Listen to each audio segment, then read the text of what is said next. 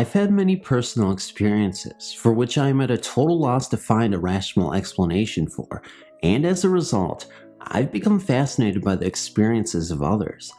I shall recount to you now an experience of a Japanese student I once had. I'm British and teach English in Japan. During a lesson one day, I asked my students to tell me about their scariest moment. The Japanese generally do not like to talk openly about anything that may be considered paranormal or related to ghosts, but this student was unusual and willing to talk. I shall call him Yukio. Yukio was a university student who took a summer job at a coastal area popular for its surfing in Chiba on the east coast of Japan. In Japan, a part-time job is called an Arbeito, which comes from the German word Arbeit, meaning work. The Japanese borrowed this word and adapted it after the end of World War II. It's now a common term used by young people. During the day, Yukio worked at a surf shop near the beach and stayed in an apartment with his friends at night. The apartment was small and many people shared the rooms, sleeping on futons on the floor. One night, Yukio was awoken by a voice shouting, "Who are you? What is your name?" He opened his eyes and saw a Japanese soldier standing over him, wearing a full World War II uniform and holding a rifle.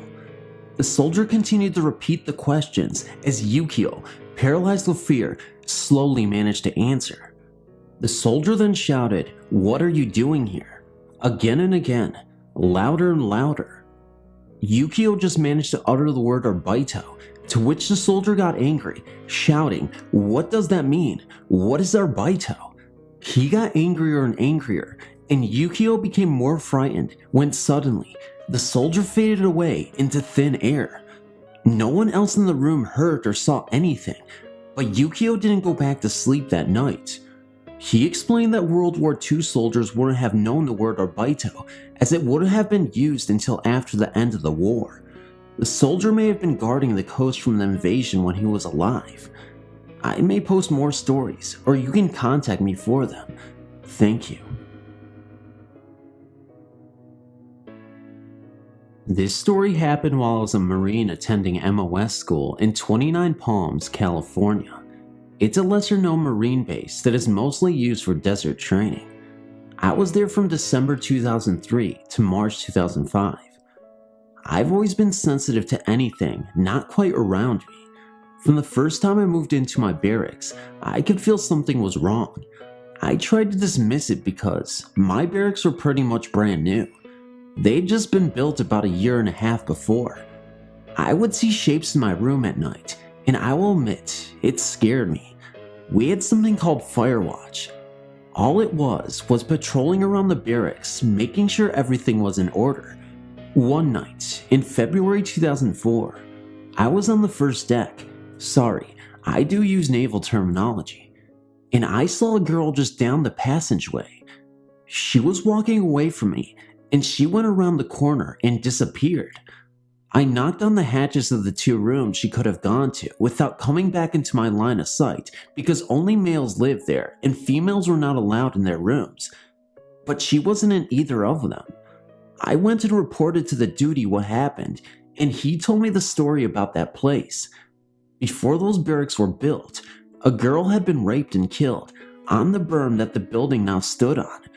One night, before the barracks were opened, the duty in the barracks below mine, I lived at the top of the hill, heard a girl screaming in there. He called PMO, military police, and they came and searched the whole building and found nothing. No one left while they were there. They heard the screams twice more while they were searching as well. The screams were heard a few more times before people moved in, but since they've been occupied, it has quieted down. Needless to say, I was creeped out. I finished my shift without any more problems. I've seen the girl a few more times, but she doesn't seem to want to hurt anyone, so I wasn't really bothered by her. Another night in August of that same year, I was outside, behind the barracks, patrolling, when I saw a man in a black shirt and blue jeans in the AC area. When I went closer for a better look, he had disappeared. There was no way he could have climbed out of there without me seeing him. Several more times while on that shift, I caught a sight of him on various decks. It was almost like he was playing with me, following me around. After that night, even when I would leave base, I'd feel his presence, almost as if he wanted to make sure I was okay. Even now that I'm in Okinawa, Japan, I still catch a glimpse of him, and I'll even sometimes talk to him. Well, that's my story. There's also things that happen at Paris Island, MCT, in Okinawa, but those are entirely different stories altogether. This story comes from Vail, Arizona, just south of Tucson. The Vail School District had been expanding rapidly for years, and finally, construction began in the district's badly needed 4th elementary school. Cottonwood Elementary was built in the middle of a large housing area, surrounded by hundreds of new houses. During construction, one of the workers brought his little boy to come see him work and watch the big tractors as they drove around, digging up the ground. The boy had been wearing a blue striped shirt and was playing with some small plastic army men in the sand. At some point, the man, while driving one of the tractors, lost track of where his son had been sitting. He figured that his son had to use the porta potty. Putting the tractor into reverse, he began to back up when suddenly, the screams of his coworkers reached him and he immediately stopped. Upon climbing down from the machine, he was hit with the horror that he had backed up over his own son. The boy died over the grounds that was to be his school. Cottonwood Elementary has experienced a few strange happenings in the 4 years since its opening. In the cafeteria, a janitor was cleaning up after lunch hour. She heard one of the doors open and looked to see who it was, only to see an empty room. She looked outside to see if anyone had walked by, and there was no one. A few seconds later, in the exact amount of time required to walk across the entire cafeteria, the door on the opposite side opened. The janitor watched as it opened itself and closed without being touched.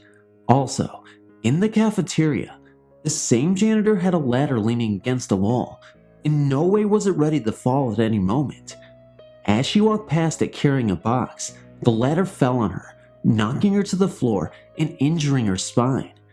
She claims to have heard the sound of a child's giggle. The next building over is the kindergarten room.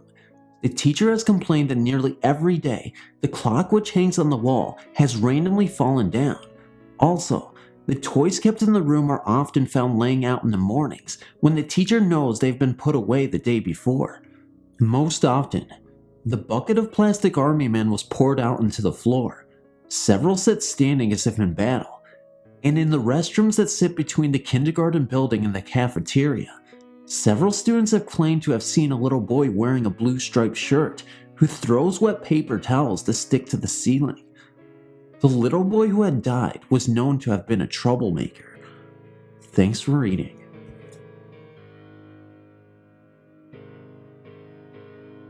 I'm going to start by saying quite a few paranormal things have happened to me in my 15 years of existence, but nothing all that significant. However, when I was 12, I had a rather scary experience at the camp my class went to. I was in 6th grade, going to a local camp with my classmates for the last few days of elementary school. We were staying for 2 days and sleeping in the cabins for a single night.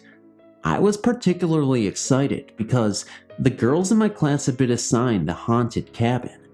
The story went something like this. Back when the camp was newer, it was used for Girl Scouts.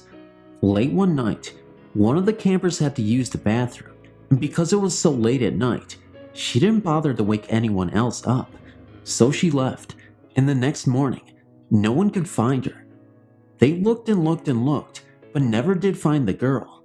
The legend goes, at 2 o'clock in the morning, one can hear the girl's footsteps as they leave the camp. All the other kids in my class knew that I believed in ghosts and tried desperately to frighten me, especially the boys. They kept telling me I was going to be gutted like a fish when I slept. I put on a brave front, but truthfully, I was terrified to sleep in the cabin. Before I go on, let me give you a layout of the cabin.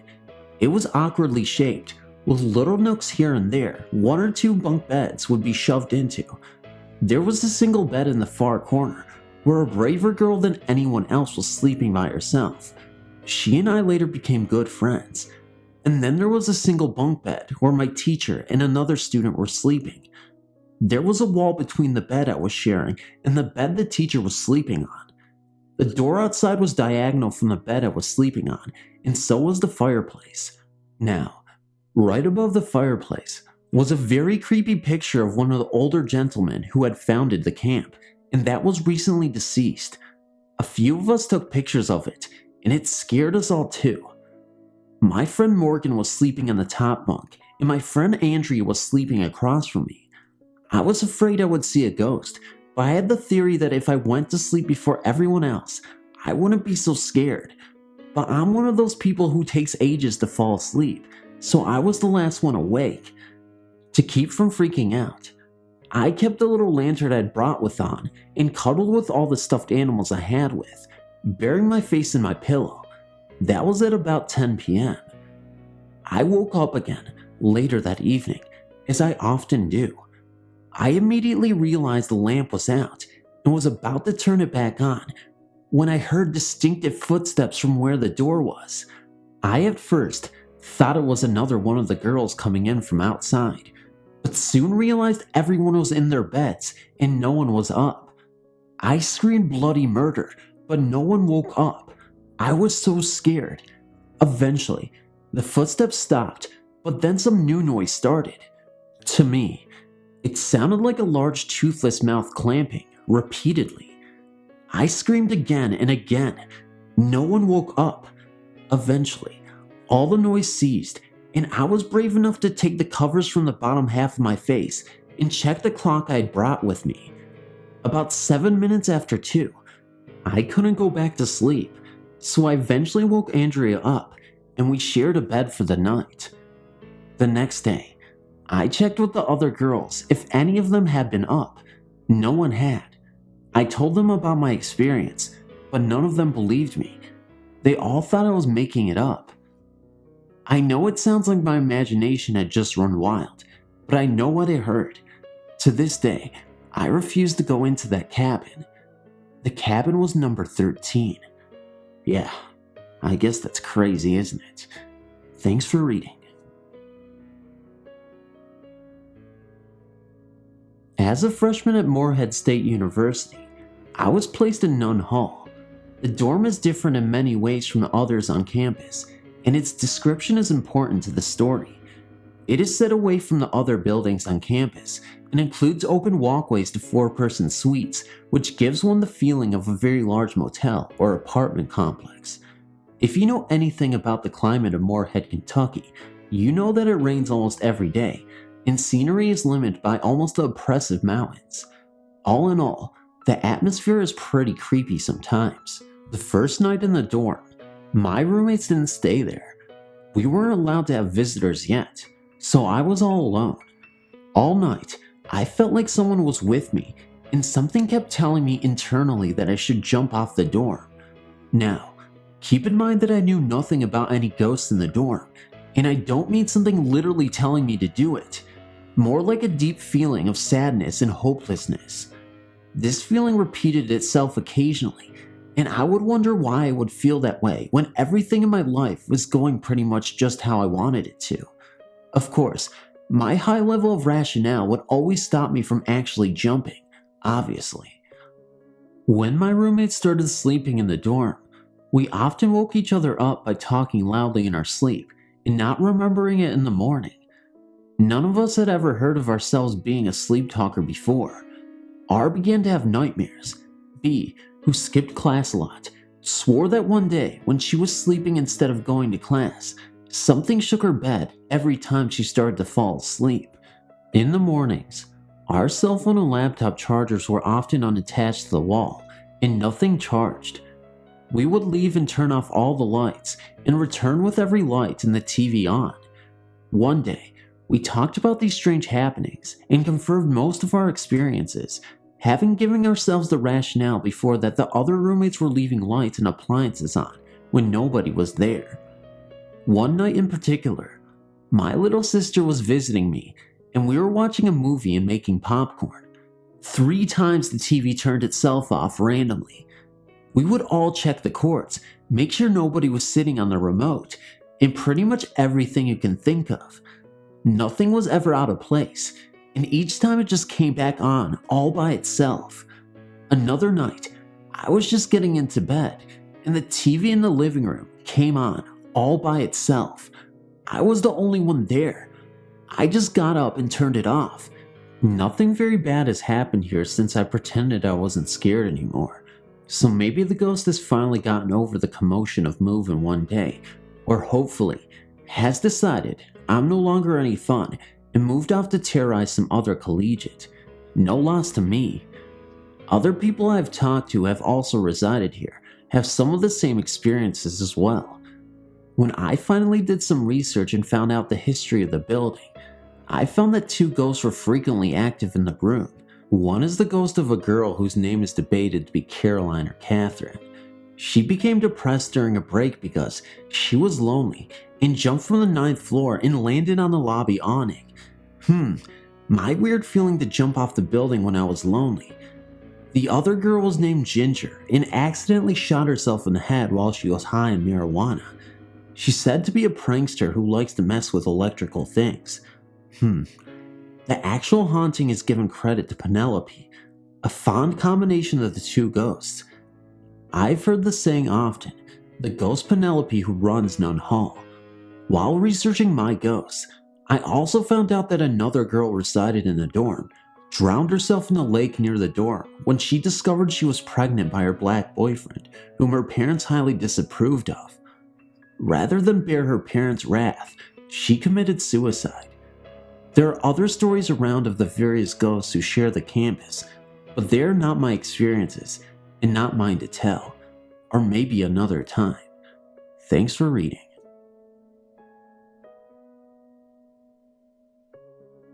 My name is Kristen.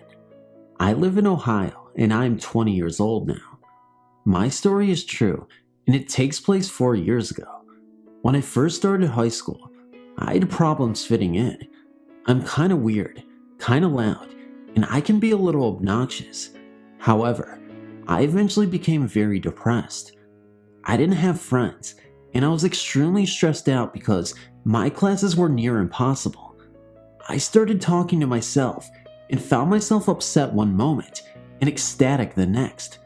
After seeing several therapists and psychiatrists, I was eventually diagnosed with bipolar disorder, manic depression.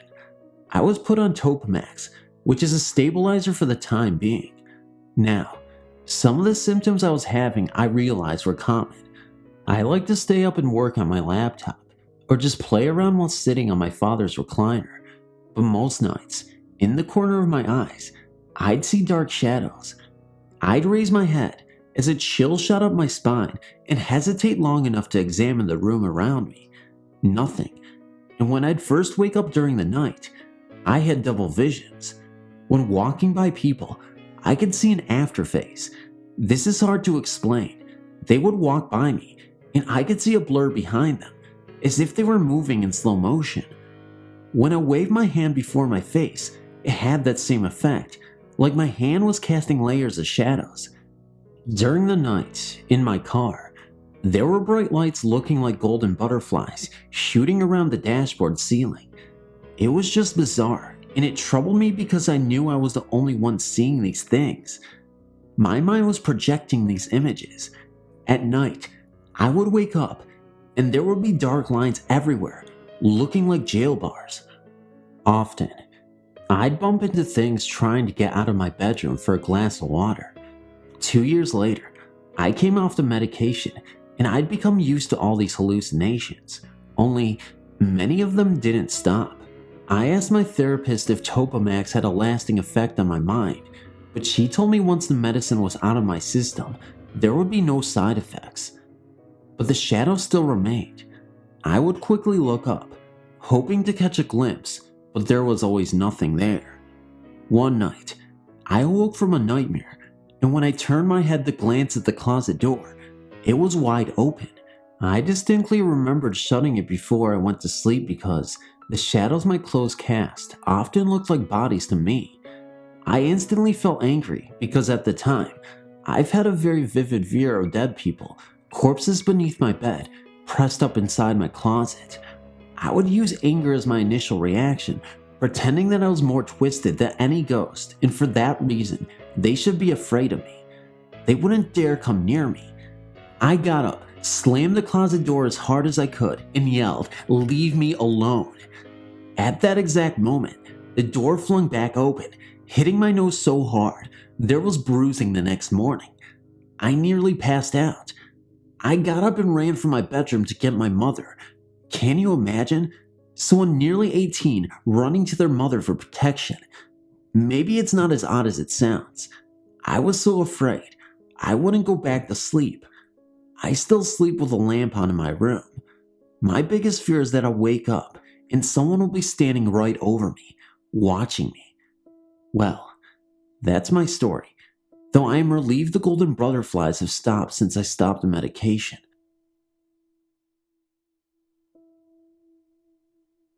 Hey guys, good old Phantom is here, and he also wanted to state that he had problems fitting in high school as well. And you know what? Nowadays, the only problems Phantom has is fitting into his pants. Ha, I guess I'm fat now. I'm just kidding, guys. I'm not fat yet.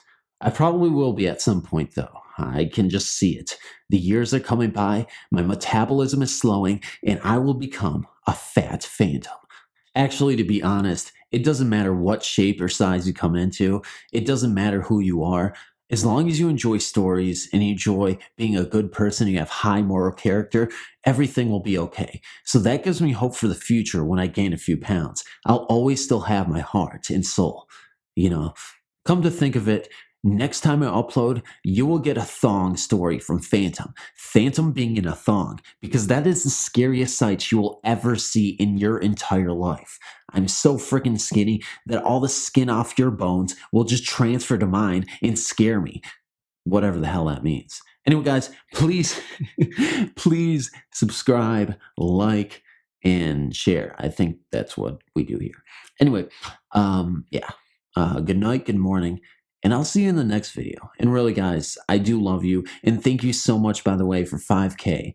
I'm speechless, really, and I can't even ever make sense. And even to this day, I still don't make sense. And you know this because I was supposed to say bye a second ago, and I'm still going. So I don't understand why this recording is still going. But I'll see you in the next video. I really will. I really will. Because if I don't see you in the next video, I will cry and be sad. And I love you all, guys. I blah blah blah blah blah blah. Shut up, Phantom. Just go away until the next video. Okay, bye. I love you guys.